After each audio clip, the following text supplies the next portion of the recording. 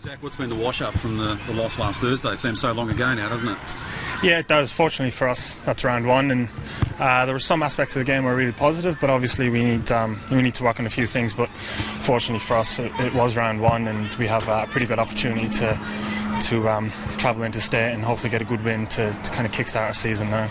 Just before we talk about the mission coming up, what were some of the areas that Mick pointed out that you needed to just brush up? Yeah, look, we had a few lapses where we let them on top and we couldn't really answer that, so that's something we're going to have to address, is perhaps take this thing out of the game when the opposition is getting on top. So look, we started the game really well and there was patches right throughout the game that we were really pleased with, but kind of limiting those blocks in games when we just kind of go missing and figuring out a way to stem the flow a bit. So yeah, biggest focus.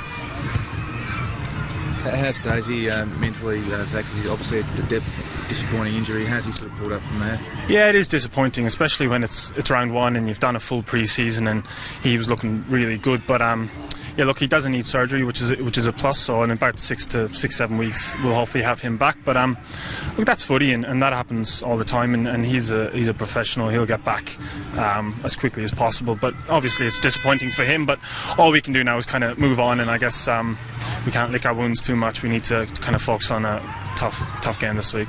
Well, I mean, regardless of where West Coast is on the ladder, it is among the toughest assignments still in football, isn't it, going over to Subiaco? How do you prepare for that?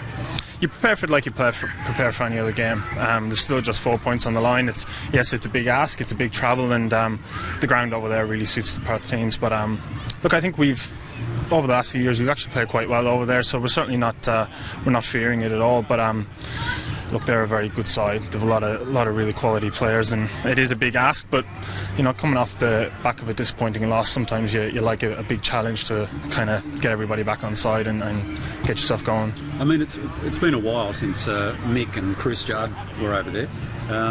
Any of that local knowledge still come into play though for them? Well, it's not just local knowledge. I mean, the two you've just said are probably two of the most experienced football people getting around at the minute. So Mick is a proven coach, so he knows how to deal with just about any aspect of the game, and Juddy's obviously, we're pretty lucky he's held on for another year, because apart from the fact that he's obviously an exceptional footballer, you know, people aren't always privy to the impact he has on the younger players, and he's obviously got a lot of experience playing over there, and I'm sure that'll help us. But just have those two on our side, I think we're pretty lucky. Zach, can I just ask you about Mick from a player's perspective? Mark McClure, former champion of this club, had some pretty scathing things to say about him and his future on the weekend. He said that he shouldn't be coaching Carlton next year. Can you talk about the player's perspective of Mick? Are you behind him as a coach? Is he the man to take this club forward, not just this year but beyond?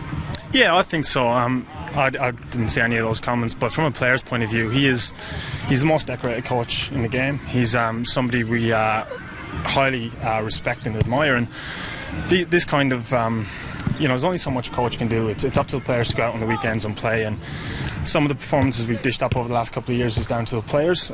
He has a system in place that we know works, and that we've shown has worked. We just haven't executed it well enough from a player's point of view. So we're very lucky to have Mick. We want Mick to stay on, and the players have his full support. So it's about the leaders standing up for the next few weeks to turn the bad. It's not just the leaders. There's a good young tier of players there as well. The leaders have been standing up, and it's probably just them that's been doing it for a while. So it's up to that kind of middle tier of players, that 70 to 100 game players to kind of step up now, which I kind of include myself in. So we're lucky with some of the leaders we have. They have been doing it for a long time now, and it's up to the rest of us to kind of follow suit. There's a bit of talk about his contract. Is that a distraction to the playing group? No. There's a lot of talk. Mick says it is. Mick says it'll be a distraction. So it's at that time of year now where we don't really care about anything goes off field. Media allowed make circus around whatever they like.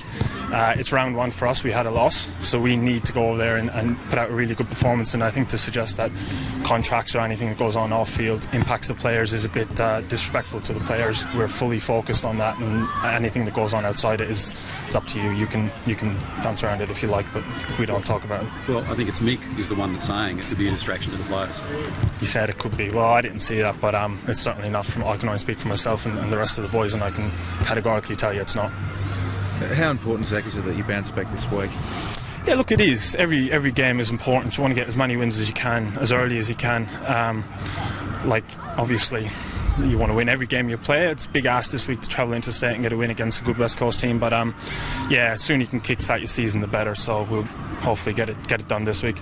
You have a couple of forced changes. Any word on who you think might be coming in? Obviously, Levi played in the twos on the weekend. Kieran Byrne's been pretty impressive in the pre-season. Yeah, well, I'd obviously like to see Casey get in.